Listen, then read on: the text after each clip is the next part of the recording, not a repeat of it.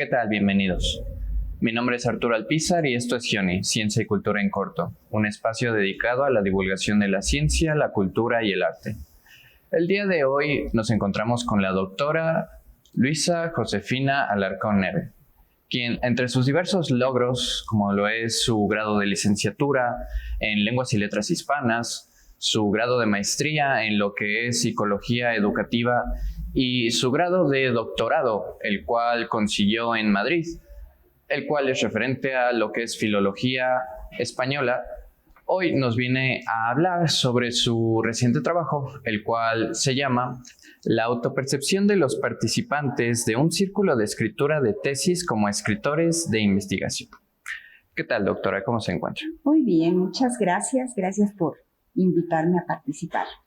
Es un gusto tenerla con nosotros y bueno, empecemos.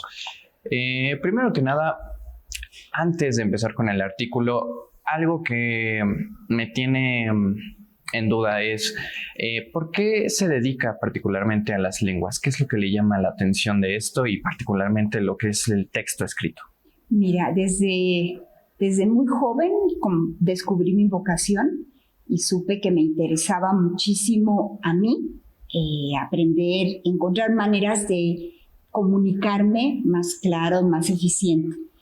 Y seguramente tuve alguna maestra que impactó y que me dejó huella, porque siempre recuerdo el interés de acompañar a otras personas para ese logro comunicativo. Entonces mi carrera, mi licenciatura, mi maestría, todas estuvieron siempre enfocadas a enseñar cómo desenvolverse oral y por escrito de una mejor manera. Cuando inicié ya en el campo de la investigación, entonces me llamó la atención observar desde qué pasaba en el inicio, ¿no? ¿Qué pasaba con los niños en ese desenvolvimiento lingüístico, en lo que llamamos la competencia comunicativa general, que abarca la competencia lingüístico-gramatical, sociolingüística, discursiva textual, mediática, estratégica. Y durante décadas me dediqué a investigar qué estaba pasando en ese desarrollo. Y, digamos, llegando ya a las edades mayores, de alrededor de los 18 años, que es cuando se dice que seguimos en ese desarrollo, pues me di cuenta que todavía había habilidades muy importantes de trabajar en estudiantes universitarios, ¿no? en la comunicación, y sobre todo en el texto escrito, como bien decías, y pude ver que seguía ahí un puente de continuar indagando qué pasa con nosotros como nuestra naturaleza de Homo loquens, cómo nos vamos haciendo de ese lenguaje oral y después a edad temprana escrito, y seguimos, ¿no?, en nuestra maduración, ajustando, perfeccionando, puliendo, encontrando mejores formas de comunicar nuestras ideas, nuestros sentimientos, el conocimiento que vamos generando en nuestro día a día. Entonces, pues esa ha sido mi pasión y ha sido mi guía, ¿no?, de mi trabajo como docente y como investigadora. Y bueno, hablando de eso, precisamente actualmente se dedica tanto a la docencia como a la investigación en lo que es la Universidad Autónoma de Querétaro. Hablando de su artículo, el cual hizo en colaboración con Karina Paola, este se centra principalmente en escritores de tesis. ¿Cuánto tiempo diría que lleva usted trabajando de cerca con lo que es, pues, estos escritores de tesis? Bueno, desde finales del siglo pasado, en la década de los 90, en los 90 y tantos, comencé a dirigir tesistas en la maestría en lingüística, donde estaba yo incorporada. Y digamos que llevo, ¿no?, casi 30 años guiando a personas que tienen que comunicar los hallazgos de su proyecto de investigación en un documento final que todos reconocemos como tesis. Ya más actualmente que empezamos a promover también que publicaran artículos. Y fui pues intuitivamente recogiendo el conocimiento que tenía de mi investigación sobre qué pasaba con el desarrollo lingüístico en los niños y mi propia experiencia como comunicadora de conocimiento a través de artículos, pues encontrando estrategias para acompañarles de la mejor manera. Pero en el 2018 tuve la oportunidad de participar en un congreso de lenguaje académico y conocer a colegas colombianas, argentinas, que estaban trabajando precisamente el acompañamiento en los posgrados, donde se supone que ya los estudiantes llegaron con un dominio del lenguaje, ¿no? Y que deberían hacer una tesis así fácilmente porque ya están listos. O sea, se asume que dominan el lenguaje, ¿no?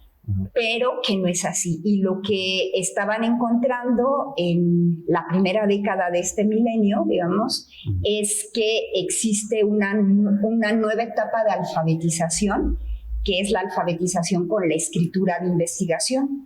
Esa escritura de investigación es muy diferente, muy diferente a la escritura que desarrollamos en la escuela, ¿no? que es una escritura de creación, como estábamos comentando fuera del programa, ¿no? Porque puede ser para construir textos imaginativos o una escritura para cumplir con tareas escolares, como puede ser un resumen o un ensayo o contestar un examen. Incluso escrituras que les pedimos en licenciatura, ¿no? Donde hacen una investigación documental y conjuntan y nos dicen, bueno, estos autores piensan y dicen de esta manera. La escritura de investigación, a diferencia de todas estas, es la escritura que va a comunicar un nuevo conocimiento, ¿no? Donde el que está escribiendo tiene que decirle al público qué se ha dicho antes sobre X fenómeno, qué autoridades han pensado así y asado, y él qué está aportando en ese conocimiento. Y va a compartir esos hallazgos sustentando desde distintas bases teóricas, metodológicas, de reflexión, ¿no? Del análisis que ha hecho esa nueva información. Y para eso no nos han preparado ni siquiera en licenciatura. Entonces, cuando los chicos llegan a un posgrado y tienen que hacer esto, pues resulta que no tienen esa alfabetización, que hay que empezar un proceso como aquel que llevamos al inicio de la escuela y nos empezaron a alfabetizar para escribir en la primaria. Ahora hay que empezar a trabajar de esa manera. Y puede ser que a través de seminarios o talleres, pero también estos círculos de escritura en donde los tesistas se reúnen para armar una red de soporte y acompañamiento en donde se leen unos a otros y se van compartiendo qué entendieron, qué no está claro, qué podría decirse de otra manera, porque pues vienen con distinto background, distintas experiencias que en este punto pueden poner en la mesa para acompañar a los demás escritores noveles en esa escritura de investigación. Entonces, ese es el descubrimiento y eso es lo que estamos trabajando ahorita, varias colegas que nos dedicamos a la escritura de investigación. ¿Y esto de la dinámica de grupos, cómo surge? Desde el siglo antepasado, en las universidades estadounidenses se reunían escritores de literatura, sobre todo, para compartir sus textos. Y entonces en esa lectura se ayudaban mucho para enriquecer lo que estaban haciendo. Entonces, se trajo esa forma de trabajar en un taller colaborativo, se trajo a las áreas más académicas y más científicas, emulando ese tallerismo literario que surgió a finales del siglo XIX, principios del siglo XX, y que entonces se trae también para otros ámbitos en donde los escritores se comparten sus textos y se leen críticamente para ayudarse a crecer, ¿no? A producir. Donde, mejor. como tal, pues ya, ¿no? Existe una complementación entre pares. Entre pares. Me gustaría preguntarle algo, sin embargo, antes de eso, vamos a un corte comercial y enseguida regresamos.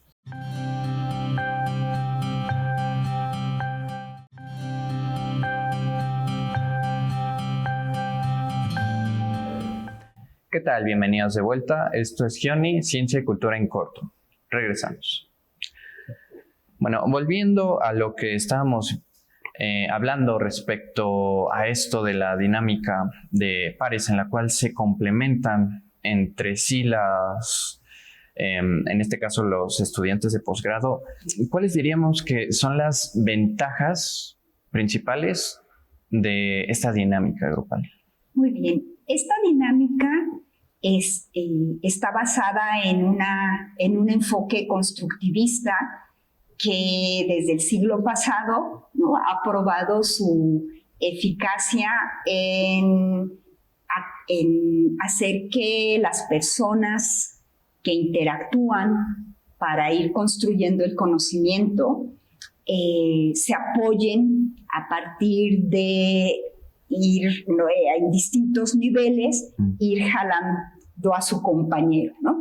Y con la guía, normalmente en lo que sucede en este tipo de trabajo escolar, bueno, habrá una persona adulta que va ayudando a que ese andamiaje, ¿no?, le llamamos, vaya ayudando a los que están un poco más abajo, apoyándose en aquellos compañeros que han logrado subir un poco más, ¿no? Entonces, este compañero interviene entre el docente, el adulto y el pequeño, ¿no? Entonces, esta dinámica en las edades escolares básicas, secundaria, pues ha probado, ¿no? Ha probado su gran eficacia. Entonces, en estos círculos de escritura de tesis, se recurre también a esa horizontalidad de los estudiantes.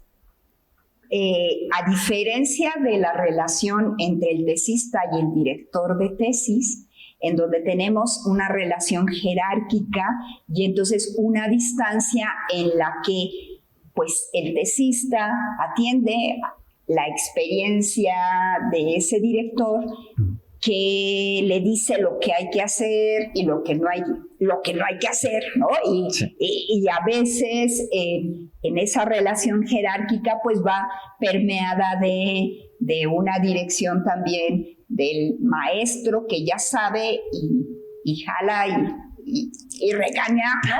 Sí. al aprendiz, ¿no? Y que bueno, puede ser también, ¿no?, una guía muy importante, o ha probado durante décadas o siglos que esto ha funcionado. A la par, hay otra forma también de ir construyendo ese conocimiento con los pares, en donde esa distancia no es así, sino que estos pares, en esa horizontalidad, también van a tener distancias porque vendrá alguien que ha tenido una experiencia mayor porque en su grado de licenciatura le pusieron a hacer una tesis, ¿no? Y otro que a lo mejor no tuvo esa experiencia o que formó parte de un equipo de investigadores y participó en la publicación de un artículo. Entonces, sí hay diferencias, pero están todos en una relación de compañeros, de pares, de colegas, donde no tienen el compromiso de sacar al tesista, como si lo tiene el director o la directora de tesis, ¿verdad? De sacarlo en un tiempo récord para cumplir con ciertos estándares.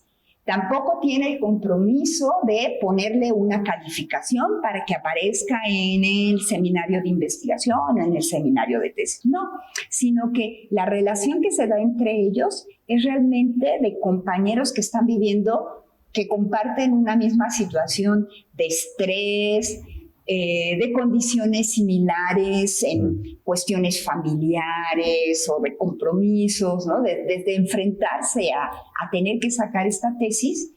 Y por otro lado, se pueden leer más libremente, compartir eso que están viendo en la producción de sus compañeros sin tener que aplicar una rúbrica de evaluación o de condiciones, sino realmente en el, mira, yo estoy viendo que tienes esta construcción y a mí me la corrigió, ¿no? Mi director me dijo que le hiciera de esta forma, yo te sugiero que lo hagas de esta manera. O incluso, ay, mira, te leí y vi cuando me dicen que no uso bien este conector y te estoy leyendo y veo cómo lo usas tú y digo, ay, claro, así debería yo usarlo, ¿no? Me gustó mucho que así lo uses. Veo que tienes este problema, yo me encontré en una página tal, un tutorial o en un tutorial que me resolvió cómo usar estas preposiciones. Entonces, la forma de acercarse o de compartir y de leer ese texto es muy diferente a la que hacemos los revisores de tesis porque somos los sinodales, porque somos el director o somos parte del comité tutoral. Entonces, en Australia, en Canadá, en Inglaterra y en varias partes de Latinoamérica como en Argentina y Colombia, estos círculos han estado mostrando una manera diferente de acompañar a los estudiantes de los posgrados en la angustia de la tesis, porque esa angustia de escribir la tesis la comparten todos en todas partes del mundo, ¿no? Sí. Y han funcionado muy bien por este trabajo colaborativo entre pares en la que se dicen las autoras australianas que más han publicado sobre esto, Aishin y Gary, que es darse regalos, ¿no? Yo leo tu trabajo y te regalo mis comentarios, tú lees mi trabajo y me regalas tus comentarios, ¿no? En una relación en donde tú no tendrías por qué hacerlo más que por acompañarme y recibir de mí también lo que estoy viendo en tu trabajo. Entonces esto es muy rico para construir un conocimiento sobre la escritura de investigación libre de otras presiones que están en el acompañamiento de la dirección de tesis, por ejemplo. Entonces, de este modo podremos decir que además de existir esta cooperación entre pares, pues no se trata de algo que meramente sea visto como un deber, sino como algo que en sí mismo aporta un beneficio tanto a uno como a las personas que pues te rodean como pares, ¿no? Y te complementan. Hablando más específicamente de las herramientas que se utilizaron para ya evaluar lo que es la autopercepción del escritor de tesis, hablemos un poco sobre lo que es esto de el inventario de autopercepción. ¿Qué variables son las que utiliza y cómo se complementan para dar un criterio de lo que es esta autopercepción del escritor? Ese inventario lo tomamos de una colega argentina, Gilda Di Fabio, que lleva ya mucho tiempo trabajando no en la escritura de investigación en sí, sino en lo que se llama la escritura académica, ¿no? Hay Paula Carlino, Gilda Di Fabio, Laura Colombo, desde hace ya mucho tiempo han estado preocupadas en observar qué pasa con la escritura académica. Esta que se lleva a cabo en la universidad para hacerse de un conocimiento profesional, ¿no? Y que en muchos países comienza desde un previous, ¿no? El bachillerato, la preparatoria, la vocacional, ¿no? En donde se va entrenando a los estudiantes en esta escritura académica para poder leer textos científicos, ¿no? Textos que les van a llevar el conocimiento y reportar esos textos, ¿no? En resúmenes, en ensayos, en trabajos de investigación documental. Ellas crearon ese inventario a partir de esa escritura académica. Son 70 ítems ubicados en distintas dimensiones que tienen que ver con cómo un estudiante de licenciatura o de bachillerato se siente respecto al dominio de esa escritura académica y qué hábitos de lectura y de escritura tiene para poder procesarla, ¿no? Desde cómo busca un espacio tranquilo, con luz, para cómo apaga los distractores ahora, sobre todo, ¿no? Con el celular y todo lo que tenemos, cómo inhibe distractores, cómo procesa la información, cómo regresa o recoge la información que está ahí. Pero también tiene una parte muy importante que va respecto a preguntar cómo, qué tan seguros se sienten en esa escritura de investigación. Y esa sección nos sirve mucho para ver el impacto de estos círculos de escritura en la escritura académica, porque les preguntan mucho respecto a esa seguridad como escritores. Bueno, ya que vimos lo que es el inventario de autopercepción, también se evalúa mediante preguntas abiertas, lo que es pues ya la autopercepción de los alumnos, pero pues con una mayor libertad de expresión. ¿Y cómo se complementa tanto esta expresión que es más libre con lo que es el método cerrado de el inventario de autopercepción? Sí, el inventario de autopercepción en esta secuencia nosotros tomamos en cuenta todas estas valoraciones, ¿no? Se evalúa con una escala de Likert hacia esta situación se aplica totalmente en mi caso, más o no totalmente, hasta nunca, ¿no? Y entonces hay afirmaciones que en ese inventario están. Tengo que empezar a leer un texto y hago esto, ¿no? Sí o no, ¿no? Y lo pones en esa escala, por ejemplo. Nosotras, mi colega Karina García y yo, hicimos a partir de esos incisos muy concretos que estas colegas habían puesto en ese inventario, los tomamos y los convertimos en preguntas más libres para indagar cómo estos estudiantes van percibiendo su dominio, su avance en la escritura académica y de investigación.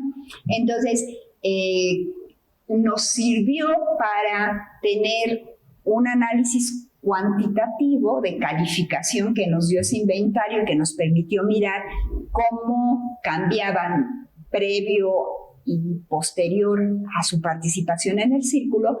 Estas preguntas nos dieron más pistas después de un análisis cualitativo para corroborar lo que el inventario nos estaba arrojando estadísticamente, ¿no? Donde había habido ese impacto más fuerte, donde encontrábamos cambios significativos en cómo estos escritores se sentían más seguros a la hora de producir su texto científico.